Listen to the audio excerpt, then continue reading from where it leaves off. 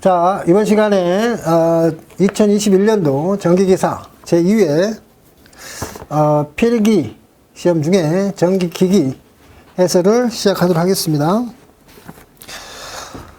자, 41번부터 보도록 하겠습니다.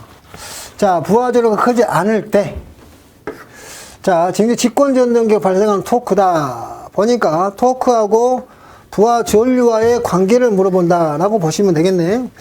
그래서 직류전동기일 때나 직류전동기일 때 크게 두 가지를 본다 그랬죠. 분권전동기와 직권전동기를 살펴보자면 토크 특성을 토크나 속도 특성을 갖다가 보게 되면 이 분권전동기는 토크는 부하전류에 비례하며 토크는 속도에 반비례하는 형태가 되죠.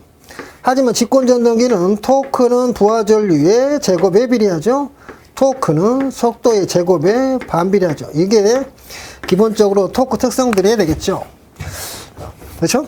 그래서 이걸 물어본 거죠.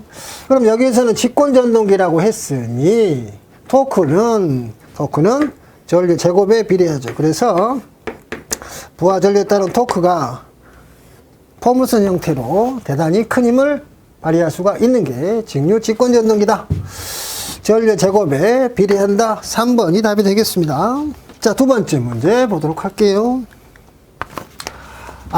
두 번째는 동기발전기의 병렬 운전 조건이 물어봤네. 5가지가 있어야 되는데, 기전력의 크기, 기전력의 위상, 기전력의 주파수, 기전력의 파형, 기전력의 상회전 방향, 이렇게 5가지가 같아야 된다는 얘기겠죠. 크기, 위상, 주파수, 용량은 같지 않아도 관계가 없다. 답은 1번이 되겠습니다. 그 다음 문제 보실까요? 자, 다이오드를 사용함에 있어서 정류해야 되는 과도한 부하전류다. 그래서 다이오드 소선을 갖다가 우려가 있을 때 어차피 정류는 해야 되긴 해야 되지. 그런데 부하전류량이 커지면은 어떻게 할 것이냐? 그럼 어떻게 돼야 돼요? 이 한쪽으로 쏠리는 전류를 다른 쪽으로 분산시키기 위해서는 뭐라 하면 다이오드를 병렬로 추가해서 전류를 분산시킴으로써 다이오드로 흘러가는 뭡니까? 전류의 부담을 줄여주면 되죠. 그래서 전류를 분산시킨다. 그래서 다이오드를 병렬로 추가한다. 이런 얘기죠. 혹시나 과대한 부하 전압이 있다. 전압을 갖다가 하기 위해서는 어떻게 하면 돼? 전압을 갖다가 분산시키기 위해서는 다이오드를 직렬로 추가를 해야지 전압이 분산되겠죠. 그럴 때는 직렬로 추가한다. 이렇게 답을 쓰면 되지만 부하 전류, 과도한 전류이기 때문에 병렬로 추가해서 전류 분산을 일으키면 소선의 우려를 줄일 수가 있다. 답은 1번이 되겠습니다. 자, 변압기에 있어서 권수가 N이라고 할 때 누설 리액턴스. 자, 누설 리액턴스는 XL, 오메가 L, 2파이 F의 L 이렇게 되죠. 2파이 F의 L은 어떻게 돼? 인덕턴스니까 L분의 뮤의 S의 N의 제곱. 변압기도 하나의 환상 솔레이로이기 때문에 그렇죠. 결과적으로 권수비의 제곱의 비례. 답은 2번이 답이 되겠습니다. 자, 45번 삼성 유도전동기가 있을 때 여기 보니까 50Hz 12극짜리 삼성 유도전동기가 있다 이런 얘기했습니까? 이럴 때 출력이 10마력 10 곱하기 746의 와트 개념이 되겠죠. 출력을 갖다가 낼 때 회전수는 얼마냐? 회전수는 약 몇 RPM인가 이런 얘기죠. 회전수. 그럼 우리가 알고 있는 회전수 N이라고 하는 것은 1-S의 NS로 풀면 되죠. 그럼 여기에서 NS는 동기속도이기 때문에 P분의 120F 12분의 120 곱하기 50Hz.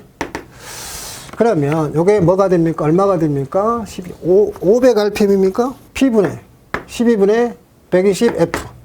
그러면 500rpm 됩니다. 500rpm.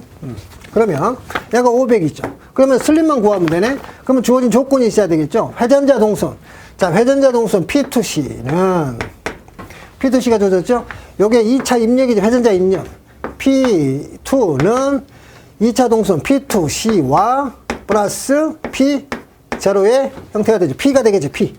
여기에서는 기계손이 없으니까 출력은 기계적 출력, 최종 출력과 같은 의미가 되니까 요게 P가 되고 얘가 P2C가 다 주어져 있네요. 그럼 P2C는 우리가 알고 있듯이 SP2 이게 되죠. 이게 2차 입력, 2차 출력, 2차 동선과 관계해서 2차 특성이 되겠죠. 그럼 순립은 P2분의 P2C 그러면 P2C 플러스 P니까 P가 얼마야? 10마력 그 다음에 얘가 P가 되죠. P 출력이니까 P2C 350 그러면 P 350 플러스 10 곱하기 746 이게 350 형태가 되겠죠. 이렇게 하게 되면 슬립이 얼마 나오느냐? 0.0448이 나옵니다. 0.0448 나오게 되면 여기다가 집어넣으면 되겠습니다. 그러면 요게 따라서 1-0.0448에다가 곱하기 500 하게 되면 약 478분이 되겠습니다. 그래서 요거는 유도 전등기에 있어서 2차 입력, 2차 출력, 2차 동선과의 관계를 이용하면 간단하게 해결할 수가 있습니다. 슬립만 구하면 되는 문제죠. 46번이 되겠습니까? 자, 46번도 마찬가지죠. 8극의 900rpm의 동기 전동기와 병렬 운전하는 6극의 동기 전동기가 있죠. 해전수를 물어봤죠. 우리가 병렬 운전하려면 반드시 뭐가 같아야 됩니까? 주파수가 서로가 같아야 된다는 얘기를 했죠. 그러면 앞에서 8극에서의 900일 때에 NS는 P분의 120F에서 주파수를 찾으면 120분의 NS가 900 곱하기 8극 그럼 98에 72, 7200을 1200 나누니까 60Hz입니까? 60Hz.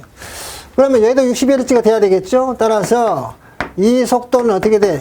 P 6분의 120 곱하기 60Hz. 그러면 1200rpm이 돌아가야 되겠네요. 답은 3번. 그래서 두 개를 병렬 운전을 하려면은 반드시 두 발전기 가지는 주파수가 같아야 되고 앞에서 주파수를 구해서 뒤에 있는 주파수를 집어넣어서 해결하시면 되겠다. 자, 47번 문제가 되겠습니까? 자, 4극이면서 권선이 중권이 있죠. 직류발전기가 전기자 쪽에 흐르는 전류가 40A다. 각 병렬 회로에 흐르는 전류 값이 얼마냐? 우리가 중권으로 감게 되면은 병렬 회로수와 극수가 같죠. 파권으로 감게 되면은 병렬 회로수는 2개가 된다는 얘기를 했죠. 그럼 여기는 중권을 감았기 때문에 병렬로 나가는 전류가 4개의 회로가 되겠죠.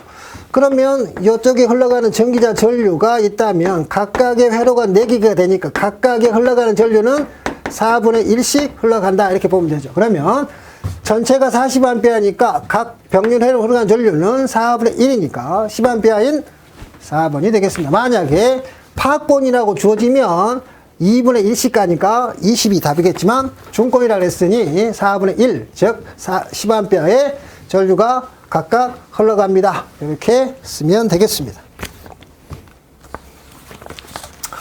그 다음에 변압기 생긴 철선 중에서 와류선이 있죠. 와류선. 우리가 철선에는 히스테리시스 선이 있고 와류선이 있을 때 기본식 실험식 들 알고 있어야 된다 그랬죠.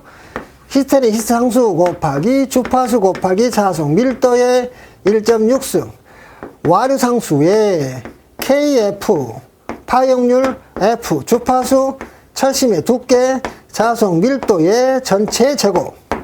여기에서는 규소광판의 두께의 어떤 관계냐? 와류선은 두께가 여기 있죠. 따라서 두께의 제곱에 비례합니다. 2번이 답이 되는 거죠. 실험식만 외우고 있으면 간단하게 푸는 문제가 되겠습니다. 자, 그 다음 문제 보실까요?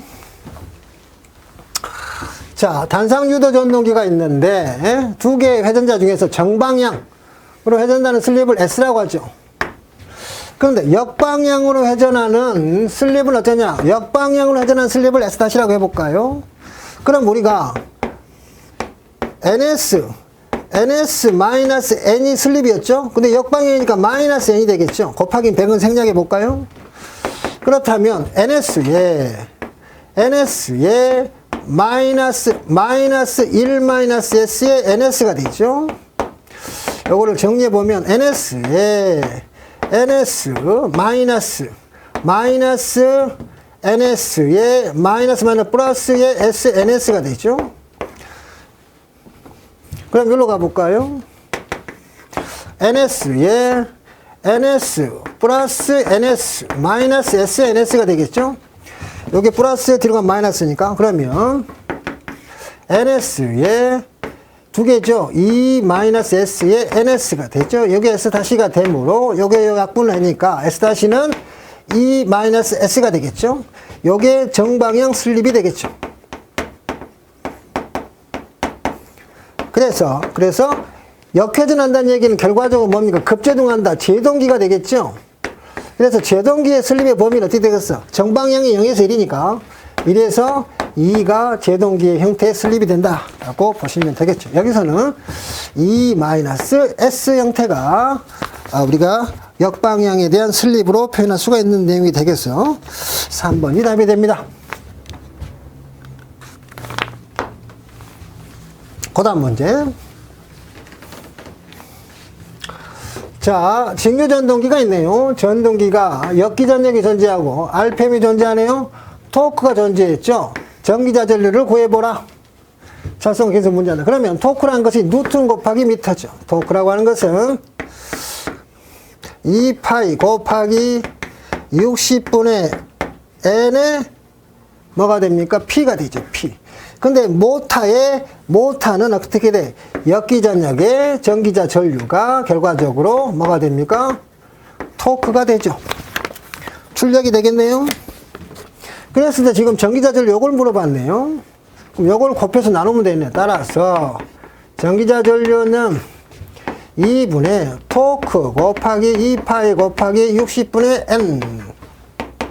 기전력이 얼마? 역기전력이 200V. 토크가 얼마요? 158.76 곱하기 2파이 곱하기 60분의 1200. 이렇게 해서 구하시면 답이 나오겠습니다. 이렇게 해서 구하게 되면 약 100 정도가 나옵니다. 그래서 그렇게 푸시면 돼요. 자, 와전류 손실을 패러데이 법칙 설명 과정 중에 틀리는 것을 그랬죠. 틀리는 것을 어떻게 되느냐. 자, 우리가 와전류라고 하는 것은 이렇게 표현하죠. 아까쯤에 와전류는 상수에다가 파형률, 주파수, 철심의 두께, 자속 밀도의 제곱이다 그랬죠. 그러니까 각각의 제곱에 비례한다는 얘기죠. 그런데 여기 보니 손실량은 전류 밀도의 반비례다 그랬으면 전류 밀도 관계없죠. 자속 밀도의 제곱에 비례하잖아요. 3번이 틀렸다. 이렇게 보시면 되고, 전류 밀도에 이렇게 물어보면 무관계가 되겠죠. 무관계, 관계가 없다라고 하면 답이 될 수가 있지만, 맞을 수가 있지만 틀린 내용이 되겠습니다. 자, 다음 문제. 동기발전기에서 동기속도와 극수. 우리가 동기속도는 P분의 120F. 그래서 동기속도 극수는 반비례 그래프는 줄어드는 그래프이기 때문에 2번. 다음 문제. 일반적인 DC, 직류죠, 직류 서버 모터의 제어에 속하지 않는 거. 우리가 일반적인 형태는, 직류로서 제어가 되는 것은 토크, 속도, 위치는 제어가 되지만, 역률은 결과적으로 제어할 수가 없죠. 직류잖아요.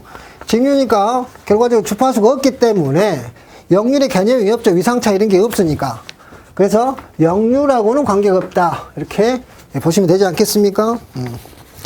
그래서 답은 역률의 의미가 직류하고는 관계가 없다 라고 보시면 되겠습니다. 다음 문제. 자, 변압기 단락 실험을 할 때에 우리가 단락 실험을 통해 할 수 있는 것은 VS하고 임피던스 전압하고 임피던스 와트를 할 수가 있잖아요. 이럴 때 임피던스 전압이라고 하는 것은 결과적으로 이것은 I의 1의 Z의 2의 1의 값이잖아요. 즉 전격 전류가 흐르고 있을 때 임피던스를 전체 임피던스니까 전격 전류가 흐르고 있을 때의 변압기 내의 총 전압강을 뜻하죠. 그렇지 않습니까?